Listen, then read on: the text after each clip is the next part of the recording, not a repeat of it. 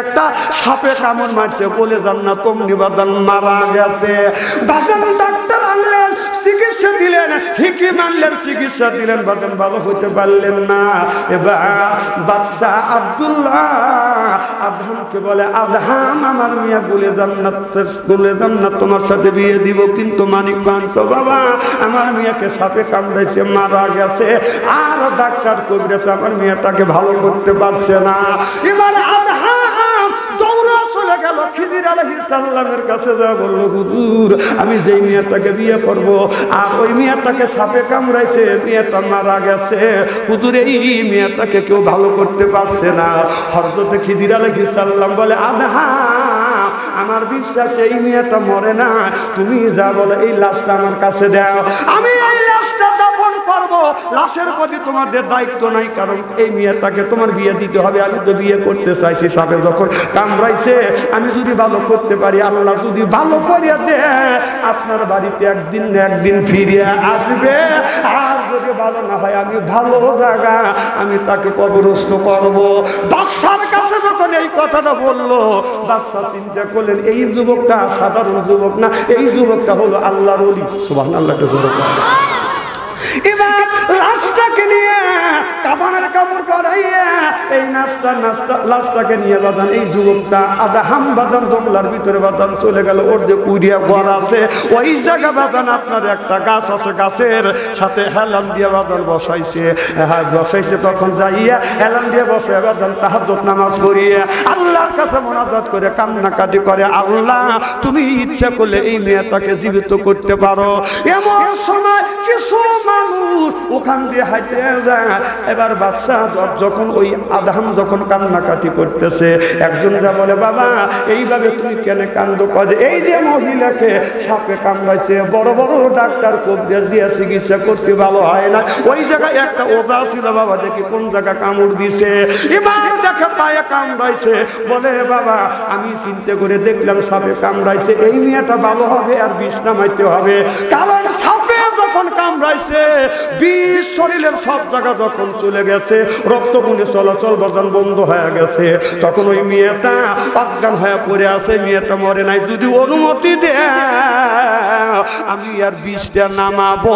অনুমতি দিছে।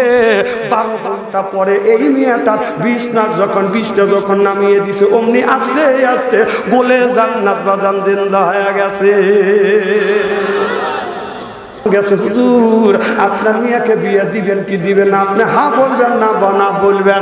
বাদশা বললো আমি বলবো না, আমার যে প্রধান উজির আছে সেই প্রধান উজিরটা বলবে। এবার প্রধান উজিরের কাছে যাবেন, উজির সাহেব আপনি বলুন বাদশার মেয়েকে বিয়ে দিবেন কিনা? বলে হ্যাঁ বাদশার মেয়ে বলে জান্নাত তোমাকে বিয়ে করবে, আমরা শুনছি বিয়ে করতে পারে, তবে এই মেয়েটার আপনার শর্ত দিছে। বলে কি শর্ত? মেয়ের কাছে 2টা মাত্র আপনার মানিক্য আছে, আর 2টা মানিক্য যদি হয় 2 মানিক 2 কানে ঝুলবে, আর 2টা মানিক দিলে 2 হাতে 2টা ঝুলবে, 4টা দিবে।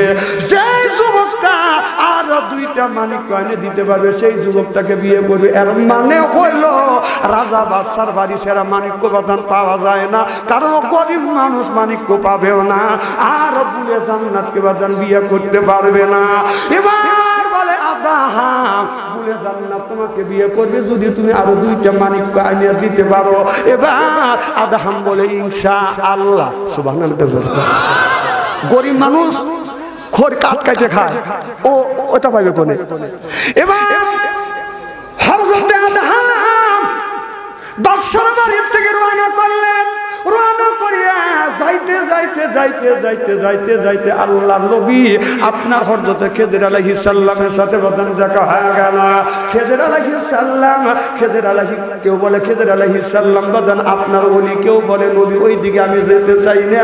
হযরত খিজির আলাইহিস সালামের সাথে সাক্ষাৎ হয়ে গেল। খিজির আলাইহিস সালাম বলে তুমি কেন এই জায়গায় বসে বসে ধ্যান করতেছো? বলে আমি স্বপ্নে দেখছি রাজার মেয়ে বলে জান্নাত আমাকে বিয়ে করবার জন্য প্রস্তুত নিয়েছে, স্বপ্নে দেখাইছে।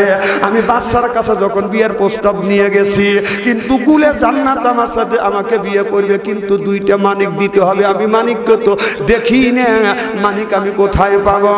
এবার খিজির আলাইহিস সালাম বলো তুমি চিন্তা করো না, তুমি ওই জান্নার পারে যাও, ওই জায়গা আল্লাহ রাব্বুল আলামিন, ওই জায়গা গেলে আল্লাহ তোমাকে মালিক মিলিয়ে দিবে। এবার আদহাম নফল নামাজ পড়ি আল্লাহর কাছে নিয়ত করেছে, আল্লাহ তুমি বলেছো ফাইদা ফারাকতা ফানসাও ওয়াইলা রাব্বিকা ফারগাও। আল্লাহ মানুষ যদি আল্লাহর কাছে চাওয়ার মতো যদি চায় আল্লাহ দেয়। আর হাদিস শরীফের মধ্যে আল্লাহ রাসূল বলেছে ইন্নামাল আমালু বিন্নিয়াত, যে নিয়ত করবে নিয়তটা পুরো করে দিবে কে? আল্লাহ। আমার বিশ্বাস তুমি আমাকে মানিক কমিয়ে দিবে বাদান। এরকম করে যখন ওযু দিচ্ছে টাকা দেখে বাদান অনেক গুণে মানিক দেখা যাচ্ছে। এবার আদহাম খিজির আলাইহিস সালামকে বলল, হুজুর এই জায়গায় অনেক মানিক্য দেখা যায়, তোমার যত খুশি মানিক্য গুণে তুমি নিয়ে যাও। এবার আদহাম চিন্তা করলেন বেশি মানিক্য দরকার নাই, দুইটা মানিক চাইছে, আমি চারটা মানিক নিয়ে যাব। চারটা মানিক নিয়ে বাদশার কাছে যা বলতেছে, বাদশার নামদার আপনার মিয়া বলে জান্নাত আমার বিয়ে করবে, দুইটা মানিক চাইছে, আমি চারটা মানিক আনছি। সুবহানাল্লাহ। বাদশা আশ্চর্য হয়ে গেল, আমি এত বড় বাদশা, বালকের বাদশা, আমার কাছে মানিক তো নাই। এক মানিক যার 50,000 দন, কত বুঝতেছেন না? তারই 4টা মানিক আনছে বলে জান্নাত থেকে বিয়ে করবার জন্য। এবার বাদশা 4টা মানিক নিয়ে বলে জান্নাতের কাছে যা বলে, মা এই যে আদহাম তোমারে বিয়ে করবে, তোমাকে 4টা মানিক তোমার জন্য আনছে মা। এমন সময় বলে জান্নাত যখন বাদাম সামনের দিকে যখন পা ফেলছে অমনি এবার বলে জান্নাত বলে, আমি এখানে কেন? আদহাম বললাম তোমাকে সবে কামড়াইছে, তোমার বাবা কবর দিবে, আমি তোমার বাবার কাছ থেকে লাশটা আমি ছায়া আনছি। মারহাবা একটু জোরে। আমি লাশটা যখন ছায়া আনছি, এখন তোমাকে এই কবর দিয়ে চিকিৎসা করছি, তুমি ভালো হয়ে গেছো। এবার বলে জান্নাত আমি কিন্তু তোমাকে বিয়ে করতে চাই, তুমি তো রাজি হইছো। ওই যে 5-6 জন লোক ছিল, ওই 5-6 জন লোক মিলিয়ে সঙ্গে সঙ্গে তাকে বাদান বিয়ে করা দিলেন। এবার থেকে বলে জান্নাত আমি তোমাকে বিয়ে করে ফেলছি, যাও তুমি তোমার বাবার বাড়ি যাও। এবার বলে জান্নাত বলে, যেই বাবা আমাকে জীবিত করতে পারে না, আমার বাবা তো কবর দিত, আমার বাবা আমাকে কবর দিত, আমি মুছে যাইতাম। আল্লাহ আমাকে হায়াত দিয়েছে, আপনি এসে চিকিৎসা দিয়ে আমাকে হায়াত দিয়েছেন, আমি আর বাড়িতে যাব না, এই জায়গায় আমি থাকবো।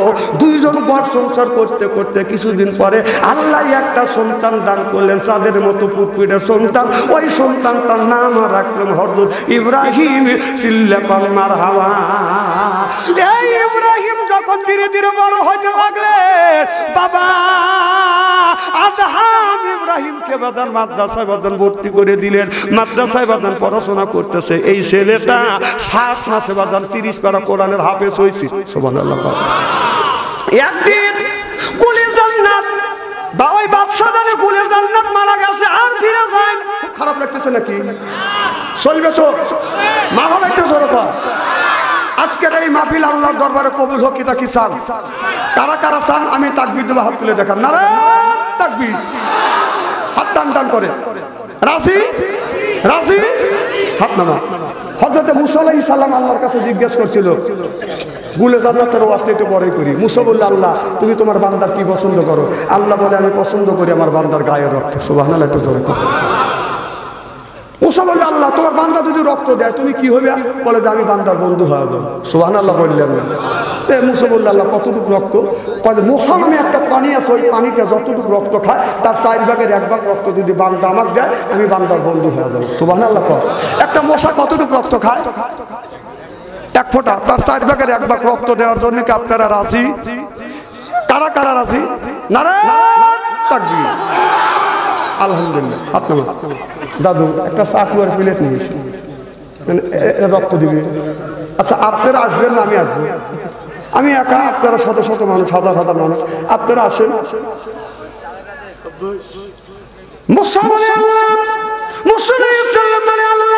তোমার বান্দা রক্ত দিলে রক্ত ক্ষয় অবস্থা মারা যাবে, আল্লাহ তুমি স্যাক্রিফাইস করো।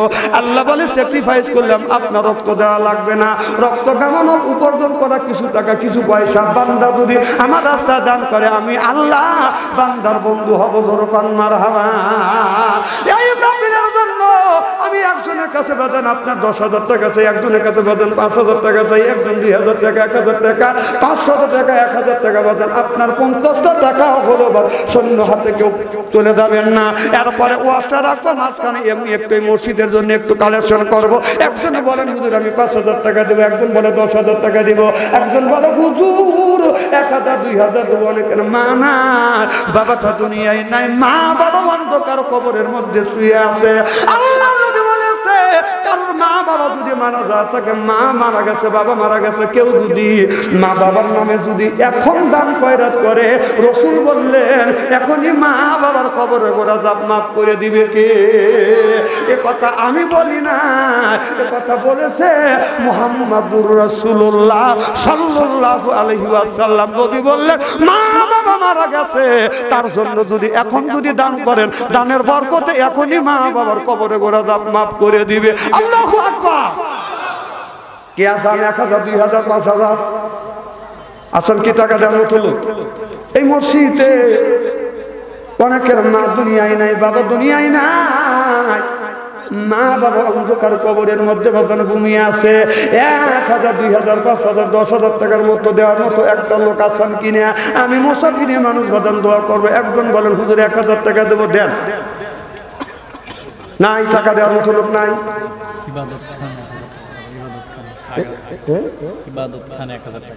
ইবাদত খান, নারায়ে তাকবীর, দানবীর ইবাদত খান 1,000 টাকা কান মারহাবা। আল্লাহ ইবাদত খান 1,000 টাকা দান করছে, আল্লাহ ইবাদত খানের দান তুমি কবুল করে। ইবাদত এ বাবা তুমি সারো মানুষ করে যাচ্ছ, বসো। উনি চিন্তা করতেন দোষ তো ওর নাই, দোষ হলো শয়তানের। শয়তান করেছে কোন নামাজ পড়লে বেহেশতে চাবি হয়ে যাবে, আর দান করলে জান্নাত পাবে। সুবহানাল্লাহ দরকার। তাই এখানে জান্নাতে দিবে কে? খালি ওঠো, ও তারা দিয়া পরে ওর পাশে যে বসিয়েছিল ওই করে দেখবে তোমার ও ভাই চলে গেল, যেটা তুমি যাও। শাহন 1,000 টাকার বাবার জন্য, মুজিবুরের বাবা। নারায়ে তাকবীর। আল্লাহ শাহন 1,000 টাকা বাবা মুজিবুরের জন্য 1,000 টাকা দান করলেন। আল্লাহ তুমি দান কবুল করো, মনের আশা পুরো করো, জীবনের গুনাহ মাফ করো, লক্ষ লক্ষ টাকা বরকত দাও। বংশের মধ্যে থেকে যারা বিদায় হইয়া কবরখানা বাগে জান্নাত বানিয়ে দাও কান আমিন। আজ মারণ কাইল রে মারো গড়িতে বুঝিবে আহারে নাদি মানুষ মাটিতে মিশিবে। লা ইলাহা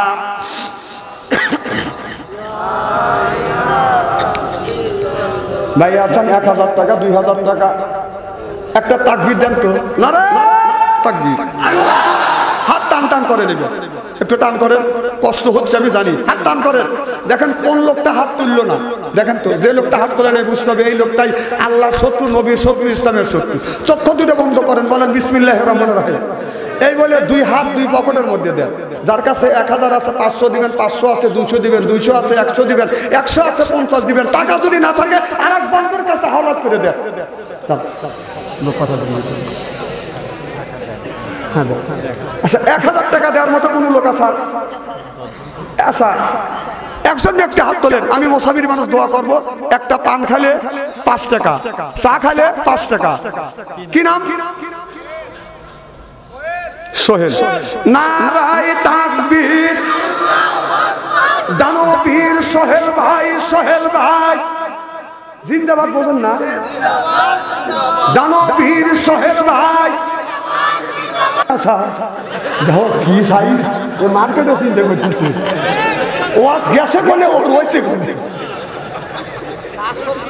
তাহলে শোনেন, ভোট দেওয়ার জন্য গেছে চাষা, বুড়ো মানুষ তো বলতে চাষা কিসের লেগে আছে? ভোট দেওয়ার জন্য। বাদ যাও গা, তা কে তোমার ভোট হয়ে গেছে? কখন রাইতে? ভোট না দিনই হয়, সরকারের সময় ভোট রাইতে ই হয়। চাষা বাড়ি যাও, যা চাষি আমার কা চাষি আমার জানে আসে না। কেন? চাষি আমার ভোটও হয়ে গেছে। কও কি বাপু, তোমার চাষি আমার 6 মাস আগে মারা গেছে, এসে ভোট দিয়ে গেল, আমার সাথে দেখা করলো না। এই কয় চাচা শিবপুর কান্নাকাটি শুরু করছে, লোকজন জ্বর হওয়া গেছে, চাচা কান্দকে কানা আমি কান্নাকাটি করতেছি আর বিচার কি তোমরা করতে পারবে? এদিকে পুলিশ এসে বাসি ভুগাচ্ছে, চাচা কান্দকে তুমি কে? আমরা থানার পুলিশ, আইনের লোক। তোমাদের কাছে বিচার পাবো না।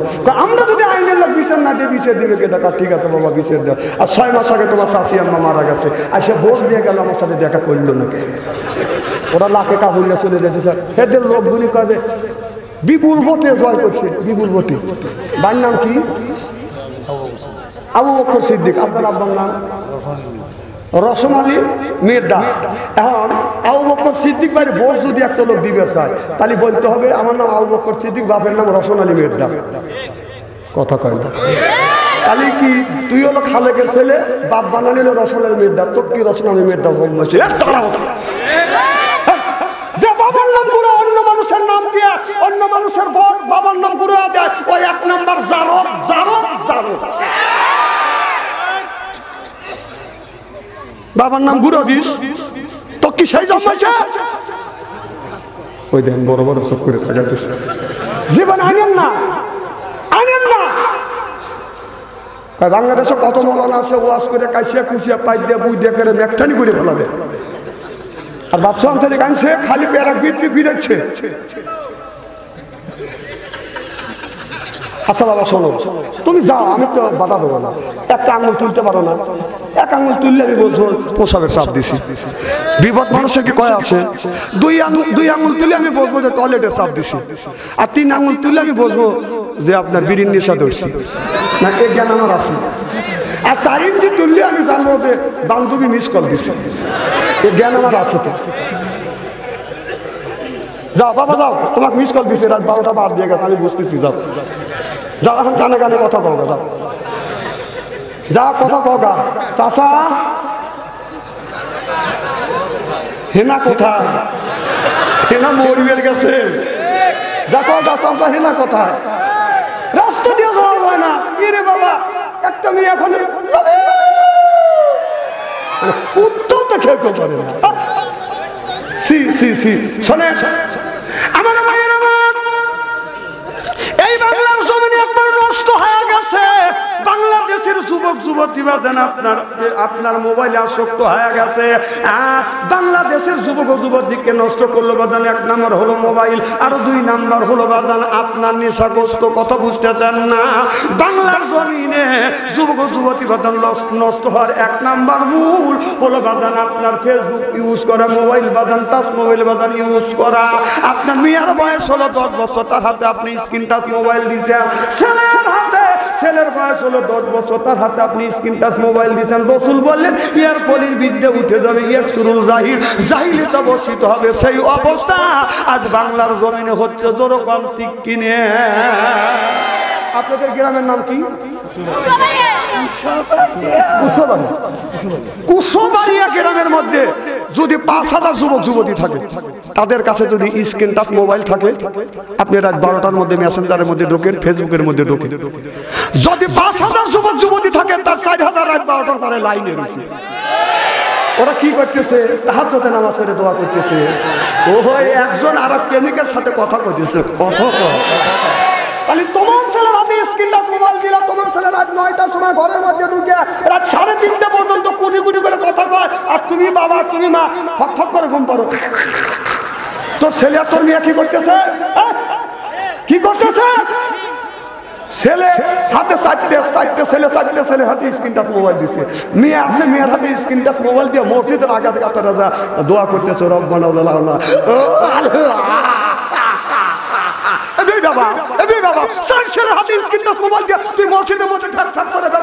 মসজিদ থেকে বের হয়, মসজিদে বারান্দা যা কথা কথা ইস্তেরি করে ভালোবাসি। হ্যাঁ, 4টে ছেলে হাতে স্ক্রিন টাচ মোবাইল দিয়ে তুই মসজিদের মধ্যে ফ্যাক্টর করে কান দিবি। তোর ছেলে মোবাইলের মধ্যে যা করতেছে দেখ, সারা সর্বনাশ করতেছে। এবি বাবা মসজিদে যায়, 4 ছেলেরা 4টে মোবাইল দিয়েছে, একটা মসজিদের আগার কাতারে ফ্যাক্টর করে দেবে, গা ধরে ওই শালা বারান্দা দিবে। তোর ছেলে কি করতেছে এই মোবাইলের মধ্যে? আর ফ্যাক্টর করে ভেবা ওই ছেলে ওই মেয়ে মোবাইলের মধ্যে যত অন্যায় করবে, এই অন্যায় 3 ভাগে ভাগ করা হবে। 1 ভাগ ছেলে পাবে, 1 ভাগ মা পাবে, 1 ভাগ বাবা পাবে। বিচ্ছেদ যদি না হয় মরে দেখে। মরিয়া দেখে বাটাম তোমার ফাটা ছেড়ে দিবি ছেলে হাতে স্ক্রিন টাচ মোবাইল দিয়ে ঠক ঠক করে তুই ভেবা দিছিস তোর ছেলে ফেসবুকের মধ্যে একটা মেয়ের সাথে কি করতেছে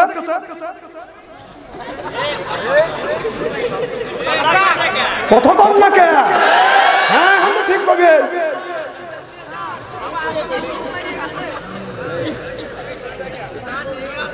আপনার আখিরে মোনাজাত করে যাওয়ার মন মানসিকতা আছে তো নারায়ে তাকবীর নারায়ে তাকবীর আচ্ছা কারা কারা আমি মুসাফির মানুষ আমার সাথে আখিরে মোনাজাত করে কারা কারা যাবেন দুই হাত টান করে দেখান তো দেখি হাত টান করে দেখেন তো কোন লোকটা হাত তুললো না রাজি তো রাজি রাজি হাত নামা